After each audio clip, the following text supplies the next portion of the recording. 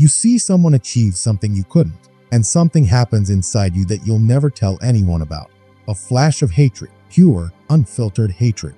Not because they did something wrong, but because they became something you're not. That hatred isn't accidental. It's not weakness. It's actually a sophisticated form of warfare. Friedrich Nietzsche spent his life studying why human beings create morality, and he discovered something that destroys most people once they understand it. We don't create morality because it's true. We create it because it's useful. We create it as a weapon against the people we envy. And then we convince ourselves that our weapon is principle. When you can't become something, you don't just give up. You don't accept it and move on. You do something far more dangerous. You redefine what that thing is so it becomes evil. So becoming it becomes immoral. So the person who achieved it isn't admirable anymore. They're corrupt. They're selfish. They're broken. You've just transformed your envy into righteousness, your powerlessness into morality. This is called slave morality, and it's the most powerful force in human civilization. Think about the person you know who constantly criticizes successful people, who talks about how they're shallow, how they've sold out, how they've lost their humanity. There's something specific they couldn't do. There's something specific they couldn't become. So they built an entire philosophy condemning it. They recruited other people into this philosophy. They created communities around it. Now they're not weak. They're principled. They're not envious. They're enlightened. They're not incapable. They're just morally superior. Nietzsche called this ressentiment. It's different from simple anger or jealousy. It's a permanent condition. It's the deep, simmering resentment of the person who cannot become. And it doesn't attack what you're doing. It attacks who you are. This is why the criticism is never about the specific achievement. It's always about your character. It's never, "That was an impressive accomplishment." It's, "You must be a terrible person to want that." It's never, "I couldn't do that." It's, "I wouldn't want to do that because I have standards." The attack always comes from the direction of morality, but the actual motivation is much darker. The motivation is, if I can make what you are into something evil, then I'm not less than you. I'm better than you. I'm just choosing not to do it. The slave in Nietzsche's framework doesn't mean poor or oppressed in the modern sense. It means someone who has internalized powerlessness, someone who cannot create, someone who cannot become. So instead of creating their own values, they invert the values of those who can. Whatever the master values becomes evil. Whatever the master despises becomes good.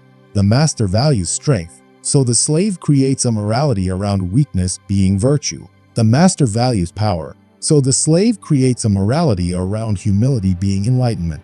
The master values victory, so the slave creates a morality around losing being noble. But here's what makes it so effective. The slave convinces everyone else that they're the moral one. Watch how this works in real life. Someone becomes wealthy through ambition and risk-taking. Immediately, the narrative appears. They're greedy, they don't care about people, they sold their soul. Someone becomes famous through relentless self-promotion and strategic brilliance. Immediately, the narrative. They're fake, they're vain, they don't deserve it. Someone chooses their own ambition over pleasing everyone around them. Immediately, the narrative. They're selfish, they've changed, they're not the person we knew. The slave morality is so convincing that even the person who created the achievement starts to doubt themselves. They start to apologize for their success. They start to downplay what they've done. They start to perform humility not from genuine humility, but from fear of the moral condemnation of those who couldn't do what they did. They've been poisoned by ressentiment. Nietzsche understood that this is how entire civilizations destroy their most vital people. The ones with the highest will to power, the ones most capable of creating and becoming, are systematically attacked with a morality created specifically to defeat them. It doesn't kill them. It poisons them. It makes them ashamed of the very capacities that make them exceptional. The will to power is fundamental to Nietzsche's entire philosophy. It's not about dominating others. It's about creating, overcoming, becoming more than you were yesterday. Every living thing has this drive, but the slave doesn't. The slave's will is inverted. Their will is to prevent others from becoming. Their creativity is spent creating narratives that reduce the exceptional. Their energy goes not into building something of their own, but into tearing down what others build. And they're not alone. They recruit. They form moral communities. They create networks of people who all agree that strength is evil, that ambition is corrupt, that power is ugly. Now the slave is no longer isolated in their resentment. They're part of a righteous army. They're not envious. They're aligned with the good people. Everyone in this community reinforces the narrative. Anyone who leaves this morality is declared corrupt. The in-group becomes tighter.